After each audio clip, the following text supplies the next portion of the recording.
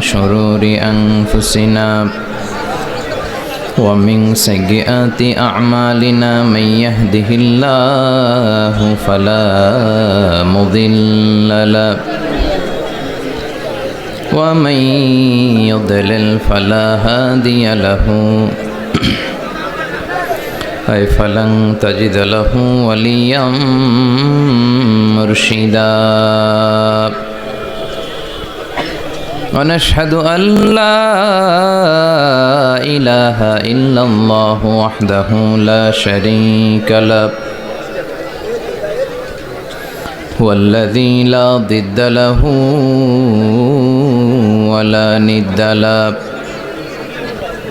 لا مثل له ولا مثيل له لا وزير له ولا كفيل له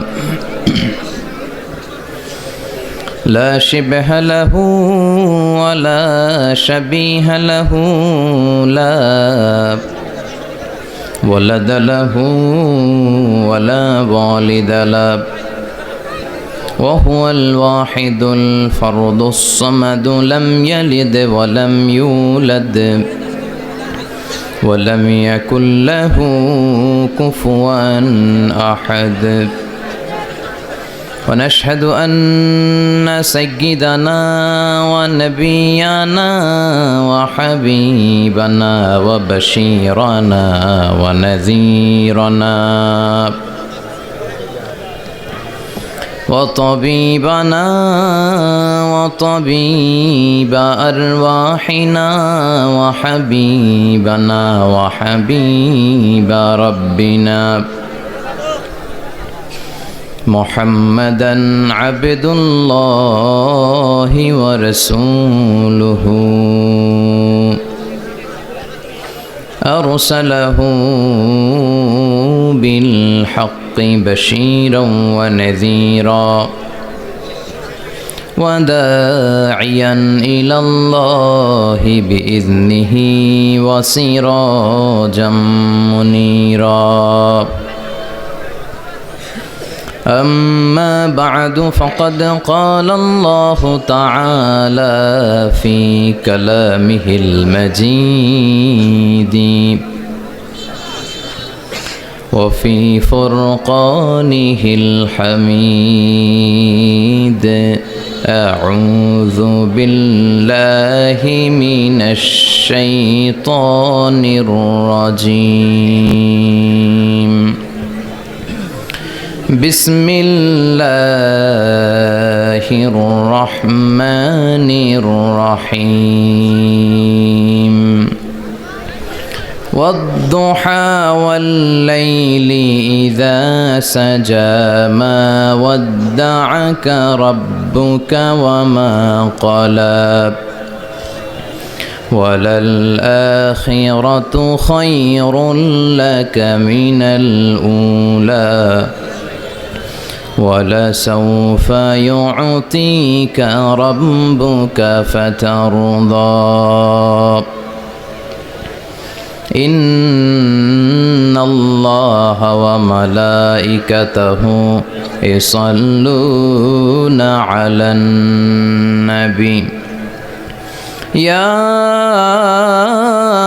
أيها الذين آمنوا صلوا عليه وسلموا تسليما اللهم صل على محمد وعلى آل محمد كما صليت على إبراهيم وعلى آل إبراهيم إنك حميد مجيد اللهم بارك على محمد وعلى آل محمد كما باركت على إبراهيم وعلى آل إبراهيم إنك حميد مجيد সকল প্রশংসার মালিককে সকল ক্ষমতার উৎসকে কেউ যেটা পারে না পারে কে সে আল্লাহর জন্য আমরা আওয়াজ করে পড়ছি আলহামদুলিল্লাহ সবাই পড়ি রব্বানা লাকাল হামদ হামদান কাসীরান তাইয়িবান মুবারাকান ফীহি ইয়া রাব্বি লাকাল হামদু কামা ইয়ানবাগি লিজালালি ওয়াজহিকা ওয়া আযীমি সুলতানিকা লাকাল হামদু বিল ঈমান লাকাল হামদু বিল ইসলাম লাকাল হামদু বিল কোরআন। আমরা প্রশংসা করলাম কার? সব সময় প্রশংসা করব কার? খাওয়ার সময়, ঘুমানোর সময়, সকালবেলা, বিকেলবেলা, শীতকালে, গ্রীষ্মকালে, কম কম না বেশি বেশি? বেশি বেশি প্রশংসা করলে, শুকরিয়া করলে খুশি হয় কে? লা ইন শাকারতুম লা আযীদান্নাকুম ওয়া লা ইন কাফারতুম ইন্না আযাবি লাশাদীদ। যদি শুকরিয়া করো আমি নেয়ামত বাড়িয়ে দেব। আমাদেরকে নেয়ামত দেয় কে? নাকি রাম, কৃষ্ণ, দুর্গা, সরস্বতী? কে দেয়? আল্লাহ বলে আমার নেয়ামতের শুকরিয়া করলে আমি নেয়ামত বাড়িয়ে দেব। নেয়ামত আমি বাড়িয়ে দেব। আমার জিকির করলে আমিও তোমাদের স্মরণ করব। ফাইন যাকারানি ফি নাফসি যাকারতুহু ফি নাফসি। আমার বান্দা যদি একা একা আমার স্মরণ করে, আমি বান্দারে একা একা স্মরণ করি। সুবহানাল্লাহ পড়েন। মাননীয় প্রধানমন্ত্রী যদি আমার নিয়ে কথা কয়, ডোনাল্ড ট্রাম্প যদি আমার নিয়ে কথা কয়, সৌদি বাদশাহ যদি আমার নিয়ে কথা বলে, টাইমস ম্যাগাজিন যদি আমাকে নিয়ে নিউজ কভার করে, শেখ আব্দুর রহমান সুদাইস যদি আমাকে নিয়ে ভাবে, ভাল লাগবে না? তো দুনিয়ার মানুষগুলো যারা উচ্চ পদস্থ, তারা যদি আমার কথা বলে, আমার খুব ভাল লাগে, আমার হৃদয়টা আনন্দে উদ্বেলিত হয়ে যায়। কিন্তু আল্লাহ আমাকে নিয়ে ভাবে, আল্লাহ আমার কথা স্মরণ করে, ওইটা নিয়ে আমরা চিন্তা করি না। চিল্লা এখন ঠিক কিনা? কি এক আল্লাহ পাইলাম, ওনার নামটা নিলে উনিও আমার নাম নেয়। একা একা নিলে একা একা নেয়, সবাইকে নিয়ে নিলে, বিশাল বড় মহাসমাবেশ করে যদি আমরা আল্লাহর স্মরণ করি, আল্লাহর নাম নেই, আল্লাহ বলে যাকারতুহু ফি মালাইন খায়রিম মিনহু। এর চেয়েও বড় মহাসমাবেশ আমি জান্নাতে ফেরেশতাদেরকে নিয়ে করে আমি ওই বান্দাকে স্মরণ করা শুরু করে দেই। আমার বান্দা যদি আমার দিকে এক বিঘত আসতে চায়, শেবের, এটাতে আরবিতে বলে শেবের, এক শিবের আসতে চাইলে আমি বান্দার দিকে এক হাত এগিয়ে যাই। বান্দা যদি আমার দিকে এক হাত এগিয়ে আসতে চায়, আমি বান্দার দিকে দুই হাত এগিয়ে যাই। ওয়া ইন আতানি ইয়ামশি আতাইতুহু হারবালা। আমার বান্দা যদি হেঁটে হেঁটে আমার কাছে আসতে চায়, আমি আল্লাহ আমার বান্দার কাছে দৌড়ে দৌড়ে যাই। কি এক আল্লাহ আমরা পাইছি। ফাযকুরুনি ওয়াশকুরুলি ওয়ালা তাকফুরুন। আমার স্মরণ করো, আমিও তোমাদের স্মরণ করব। এজন্য আল্লাহ বলেন শুকরিয়া করো, নেয়ামত বাড়িয়ে দেব। কেউ আমাদেরকে নেয়ামত দেয় না, কেউ আমাদেরকে সুস্থ রাখতে পারে না, কেউ আমাদের মনের আশা পূরণ করতে পারে না, একজন ছাড়া। চিৎকার করে বলতে হবে তিনি কে? আর যদি নেয়ামতের শুকরিয়া না করো, তাহলে জেনে রেখো আমার শাস্তি বড় ভয়ঙ্কর। আল্লাহর শাস্তির ব্যাপারে ভয় প্রত্যেক মুমিনের অন্তরে থাকার দরকার আছে না নাই? তুফান যখন আমরা দেখি, জলোচ্ছ্বাস যখন দেখি, ভূকম্পন যখন দেখি, থান্ডার বজ্রপাত যখন দেখি, তখন বোঝা যায় যে প্রাকৃতিক দুর্যোগ, ন্যাচারাল ক্যালামিটি, ক্যাটাস্ট্রফি কত ভয়ঙ্কর হতে পারে। এজন্য আল্লাহর শাস্তি, আল্লাহর আযাব আর গজব সহ্য করার মতো ক্ষমতা পৃথিবীর কারো নাই। চিল্লায় বলেন ঠিক কিনা? এজন্য শুকরিয়া করতে হবে কার? করলে লাভ না লস?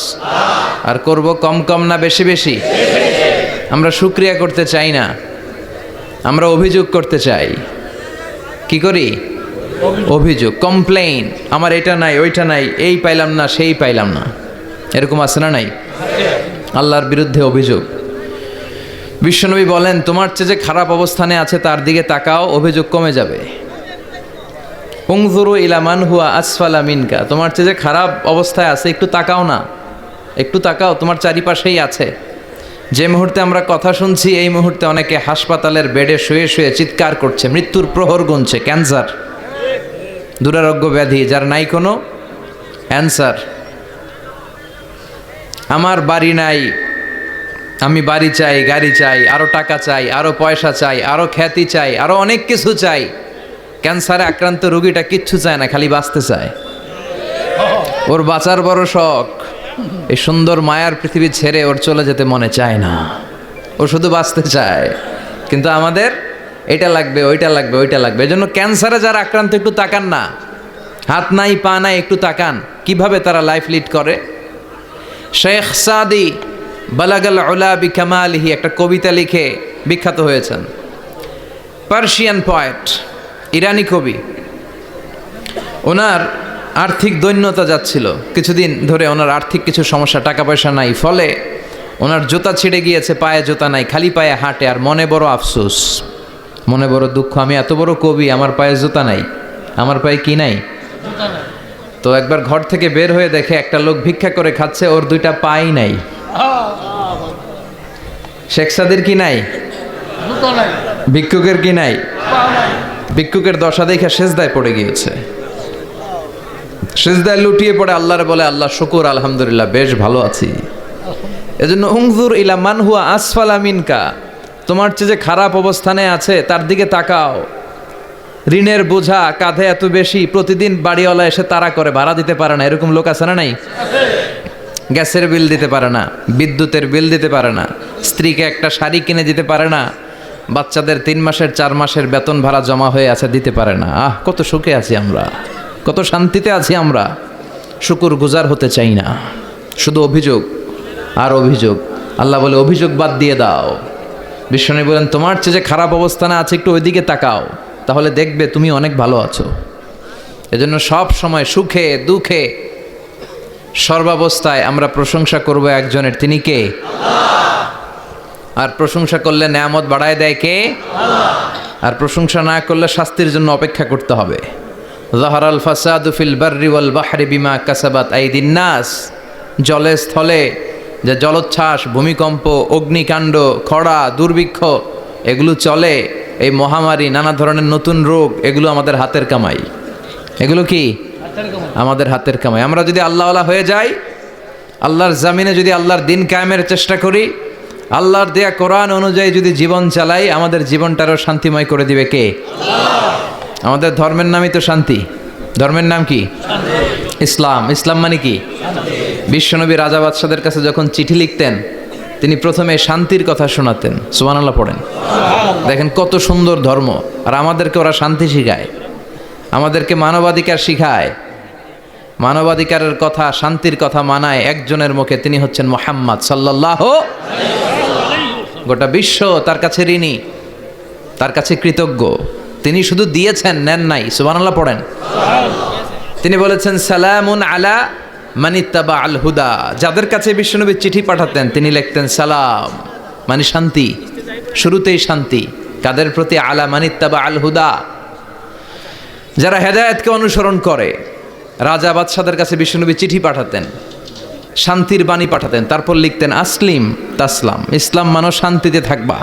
কিন্তু এই ইসলামের কথাকে, এই শান্তির বাণীকে অনেকে সহ্য হয় না, আছে না নাই? এদেশেও এরকম উল্লুক্কা পাঠা আছে না নাই? এরা ইসলামের প্রচার আর প্রসারকে নাম দিয়েছে মোল্লাতন্ত্র। কি নাম দিছে?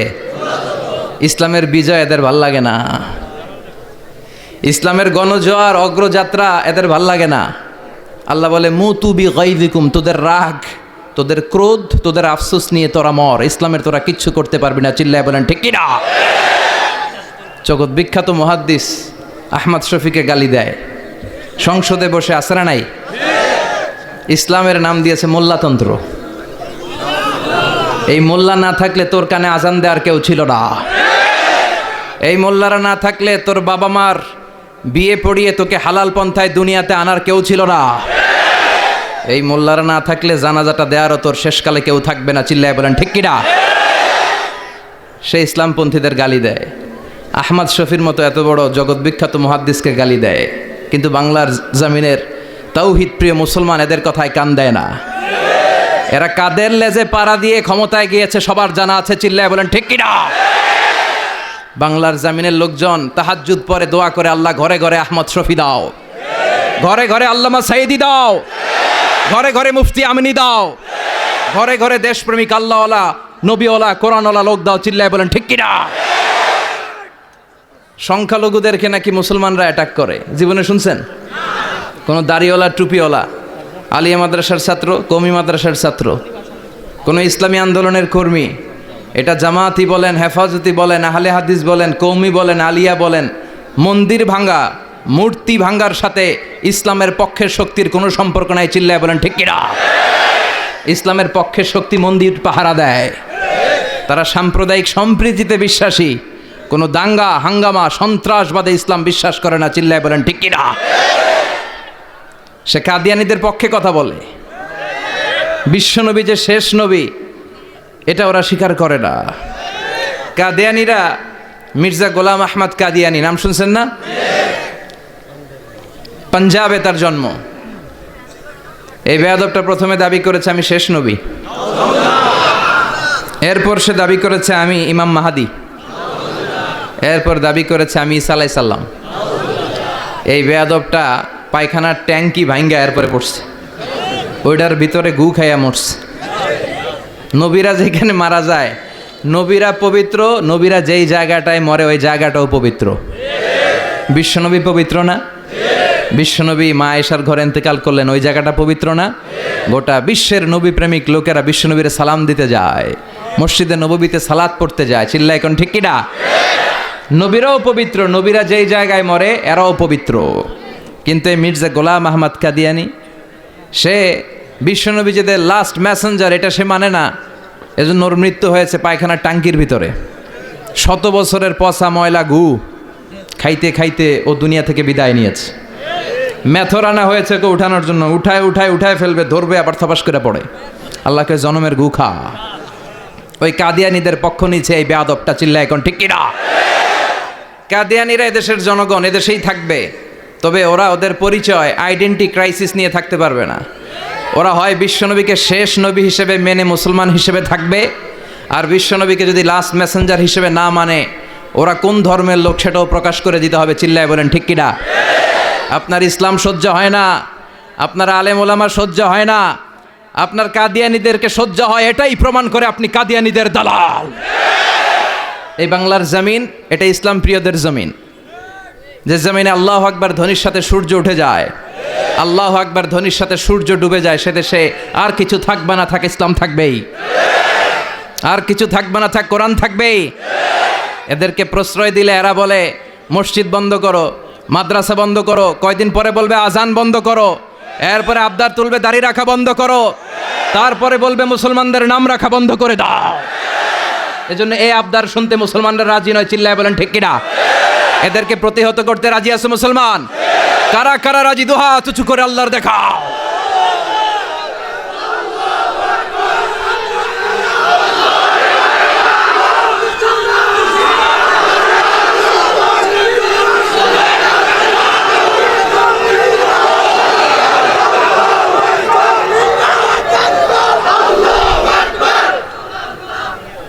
সূর্যরে ভেটকি মারলে সূর্যের কিছু হয়? কথা কন। সূর্যের আপনি ভেটকি মারছেন, আপনার ভেটকি আপনার মুখে। এজন্য ইসলামের আলোকে ওরা নিভিয়ে দিতে চায়। আল্লাহ বলে কিয়ামত পর্যন্ত ইসলামের বিজয়কে আমি আল্লাহ সমুন্নত রাখবো, চিল্লায় বলেন ঠিক কিনা। এই বেয়াদবটা এত বড় আলেমের বিরুদ্ধে কথা বলেছে, সারা বাংলাদেশে যে উত্তাল গণজোয়ার তৈরি হয়েছে, অবস্থা দৃষ্টে মনে হচ্ছে ওই আলেমের পা ধরে ওর মাপ চাওয়া লাগবে, চিল্লায় এখন ঠিক কিনা।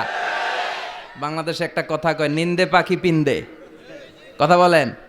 তসলিমা নাসরিন নারীদের নিয়ে বই লিখছে, নারীদের কোনো দেশ নেই, এরপরে বোরকার বিরুদ্ধে কথা লিখছে, শেষ পর্যন্ত সে বাংলাদেশে থাকতে পারে নাই। ওরে যখন ইন্ডিয়াতে লুকিয়ে নেওয়া হয়, ওর গায়ে বোরকা পরিয়ে নেওয়া লেগেছিল, চিল্লায় বলেন ঠিক কিনা। আমরা এদের হেদায়েতের দোয়া করি, আমরা প্রত্যেকের জন্য হেদায়েতের দোয়া করি প্রথমে।